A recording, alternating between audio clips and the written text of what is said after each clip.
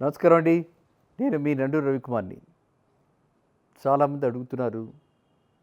Particularly మన real భూమి వీక్షకులు చాలామంది మొబైల్‌లో అడుగుతున్నారు. తెలంగాణ రైజింగ్ సమ్మిట్ 2047 ఎంతో వైభవోపేతంగా జరిగింది కదా! దీని మీద మీ అభిప్రాయం ఏంటి? రియల్ ఎస్టేట్ రంగంపై ఇది ఎలాంటి ప్రభావం చూపిస్తుందని అడుగుతున్నారు. ఇది 2 రోజులు చాలా చక్కటి హై లెవెల్‌లో జరిగినటువంటి ఈవెంట్ అండి.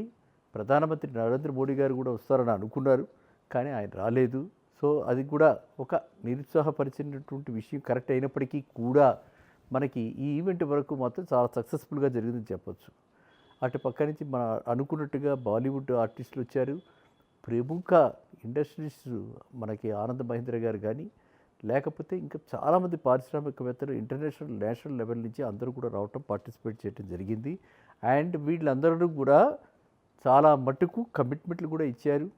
ఇక్కడ ఇండస్ట్రియల్ జోన్ కింద, ఐటీ హబ్ కింద డెవలప్ చేయడానికి, వాళ్ళ వంతు సహకారం అందించడానికి, ఏఐ టవర్స్లో వాళ్ళు సెటప్ చేసుకోవడానికి, స్కిల్ యూనివర్సిటీలో కూడా అప్గ్రేడ్ చేసుకోవడానికి అక్కడ కూడా వాళ్ళు ఇన్వెస్ట్మెంట్కి రెడీగా ఉన్నామని చెప్పడం జరిగింది.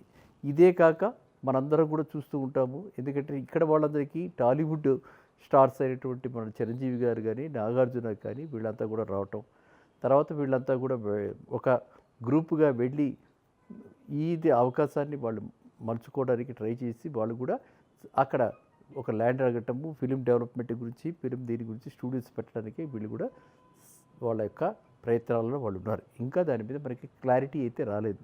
తెలుగు ఫిలిం ఇండస్ట్రీ కూడా అక్కడ ఏమైనా చేయబోతుందా లేదా, అక్కడ వీళ్ళకైనా ల్యాండ్ అలొకేట్ చేస్తున్నారా, వీళ్ళు ఎంత పెట్టుబడులు పెడుతున్నారా, అది అయితే మనకి ఇంకా పూర్తి పిక్చర్ అయితే రాలేదు. ఇప్పుడు మనకి సంతోషకరమైన వార్త ఏంటంటే, ఇది వరకు నేను చెప్పుకున్నది ఆర్టిఫిషియల్ బీచ్ ఏదైతే ఉందో అది ఆల్రెడీ ప్రోగ్రెస్లో ఉంది, అది జరుగుతోంది. కాబట్టి అది ఒకటి నిజం కాబోతున్నటువంటిది ఒక పర్టికులర్ మైల్ స్టోన్ మనకి. ఇక సెకండ్గా వస్తే ఎక్స్ప్రెస్ గ్రీన్ వే ఆల్రెడీ మనకి అండర్వే ఉంది, కాబట్టి అది కూడా వస్తుంది. 330 feet road right up to Raviryala correct అవుతుంది. ఇంకా మూడోది వచ్చేసేటప్పటికి ఇక్కడ దీంట్లో ఏదైతే వీరు ప్లాన్ చేసి ఇప్పుడు మనకి ఫ్యూచర్ సిటీ డెవలప్మెంట్ అథారిటీగా పెట్టి ఇప్పుడు ఇక్కడ చేశారో, ఏదైతే ఈ ప్లాన్ ఇన్వెస్ట్మెంట్స్కి చేశారో చాలా మటుకు కమిట్మెంట్స్ వచ్చాయి. అండ్ చాలా సంతోషంగా ఉందంటే 3.5 lakhs టోటల్గా డే 1 డే 2 కలిపి 3.5 lakhs వరకు కూడా వీళ్ళకి కమిట్మెంట్ రావటం జరిగింది. అనౌన్స్మెంట్స్, ఎంఓయూలు అలాంటివన్నీ కూడా ఇంకా ఫార్మాలిటీస్ అన్నీ కూడా చేసుకోవాలి. ఆ తర్వాత భూమి పూజ జరగాలి. జరిగిన తర్వాత మాత్రమే మనకి పూర్తి కాన్ఫిడెన్స్ వస్తుంది.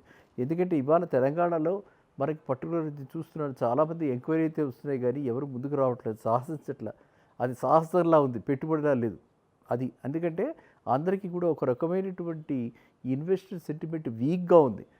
అది మనం ఆలోచిస్తే ఇలాంటిదే మంచి అవకాశం ఫస్ట్ టైం బయర్స్కి ఎప్పుడైతే ఇన్వెస్టర్ సెంటిమెంట్ వీక్గా ఉందో, ఎప్పుడైతే ప్రైసెస్ సబ్డ్యూడ్గా ఉన్నాయో అదే మంచి అవకాశం. కాబట్టి ఫస్ట్ టైం బయర్స్ మాత్రము నేను పదే చెప్తున్నాను, పోర్ట్ సిటీ డెవలప్మెంట్ అథారిటీ ఆ పరిధిలోకి వచ్చినటువంటి విలేజెస్లో కానీ, ఆ ఏరియాస్లో ఎక్కడైనా కూడా మీరు ఇన్వెస్ట్ చేయండి. ఖచ్చితంగా మనందరం కూడా లబ్ధిదారులు అవుతాం.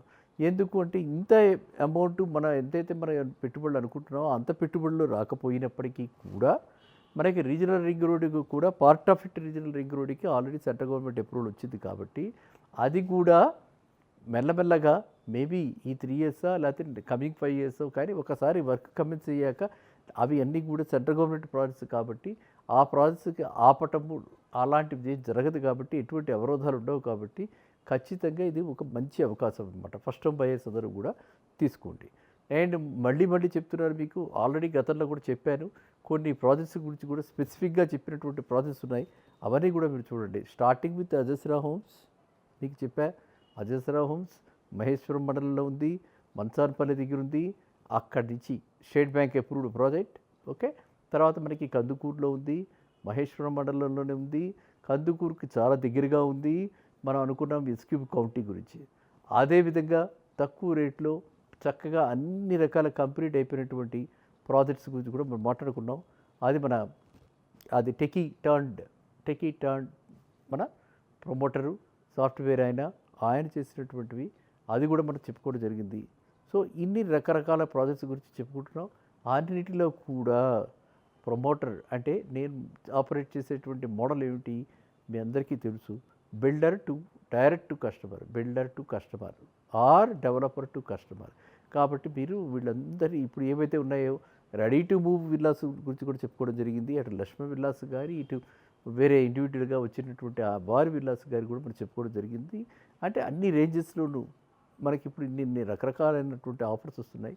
ఇవన్నీ కూడా చాలా అట్రాక్టివ్గా ఉన్నాయి. వీటి అన్నిటిలో కూడా లీగల్ కాంప్రమైజెస్ అన్ని రకాలుగా ఎక్కడైతే మనకి ఓసీ రావాలో ఓసీ వచ్చినటువంటివి ఉన్నాయి. ఎక్కడైతే కంప్లీట్ అయిపోయినాయో ఆ కంప్లీట్ అయిపోయినటువంటి వాటికి అన్నిటికీ కూడా ఆ ఓసీలు వచ్చేసినటువంటి ఉన్నాయి. ఎక్కడైతే ఎవరైతే కొత్తగా జర్నీ స్టార్ట్ చేద్దాం అనుకుంటున్నా 3 years ఇలా అన్ని రకాల ప్రాజెక్ట్స్ గురించి పర్టికులర్లీ సౌత్ సైడే నేను చెప్పడం జరుగుతుంది. ఎందుకంటే నా టాప్ ప్రయారిటీ ఈ రోజుకు కూడా సౌత్ సైడే.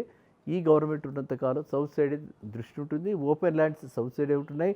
శంషాబాద్కి చేరువలో, ఎందుకంటే next happening place is going to be Shamshabad. శంషాబాద్కి చేరువలో ఉన్న ప్లేసెస్ అన్నీ కూడా ఇక్కడ నుంచి తుక్కుగూడ నుంచి, మహేశ్వరం నుంచి, కందుకూరు దాటిన తర్వాత మనకి ఇంకా కర్తలు దాటిన తర్వాత ఇంకా మనకి రీజనల్ రింగ్ రోడ్ అక్కడ కట్ చేస్తుంది. అక్కడ దాకా అమంగళ దాకా అన్ని ఆపర్చునిటీస్ ఉన్నాయి. ఈ ఏరియా అంతా కూడా మనకి మెట్రో ఫేజ్ 2 కూడా రాబోతోంది. అదేవిధంగా ర్యాపిడ్ ట్రాన్స్పోర్ట్ సిస్టంలో బస్సెస్ కూడా రాబోతున్నాయి. And that is going to be Chennai express highway with 6 track roads. So ఏ విధంగా చూసుకున్నా సరే శ్రీశైలం హైవే అదే ప్రామిస్ చూపిస్తోంది. అదేవిధంగా మనకి బెంగళూరు హైవే కూడా చూపిస్తోంది రైట్ అప్ టు షాద్ నగర్ దాకా. ఆ ఏరియాలో అయినా సరే అక్కడ కూడా 15,000 మించి పెట్టకండి. 15,000 రూపాయలు డిటీసీపీకి, 20,000 రూపాయలు మ్యాక్సిమం అన్ని హంగులు రెడీగా ఉంటే హెచ్ఎండిఏకి. ఈ రేంజెస్ కూడా నేను చెప్పడం జరుగుతుంది. అండ్ మీకు మల్టీ జనరేషనల్ హోమ్స్ గురించి కూడా చెప్పడం జరిగింది. చేగూరు కానీ ఇటు పక్కన కందుకూరు దగ్గర కానీ మల్టీ జనరేషనల్ హోమ్స్ ఆల్రెడీ ర్యాపిడ్గా ప్రోగ్రెస్లో ఉన్నటువంటివి, కట్టుబడి అండర్వే ఉన్నటువంటివి చెప్పడం జరుగుతుంది. కాబట్టి వీటిలో ఏటిలో మీరు పెట్టుబడి పెట్టదలుచుకున్నా అండ్ విత్ ఏ ఛాలెంజ్ ఇంతకంటే అంటే నా ద్వారా మీకు వచ్చిన ప్రైస్ కంటే ఎవ్వరు కూడా ఆ ప్రాజెక్టులో అంతకంటే తక్కువ రేటుకి మీకు ఇప్పించలేరు. కాబట్టి మీరు ఇలాంటి అవకాశాన్ని చేజార్చుకోకుండా మీరు ఈ అవకాశాన్ని చేజిక్కించుకుని ఇప్పుడే ఇన్వెస్ట్ చేసి మీ పిల్లలు మీకు బంగారు భవిష్యత్తు. ఎందుకంటే మనకు కావాల్సింది ఏంటంటే సెక్యూరిటీ కావాలి. ఆ సెక్యూర్డ్ ఫీలింగ్ ఉండాలి పిల్లలకి, కాన్ఫిడెన్స్ ఉంటుంది అప్పుడు. కాబట్టి మీరంతా కూడా ఇన్వెస్ట్ చేయండి. అందరూ కూడా లబ్ధిదారులు కాండి. మళ్ళీ కలుద్దాం నెక్స్ట్ వీడియోలో. నమస్కారం.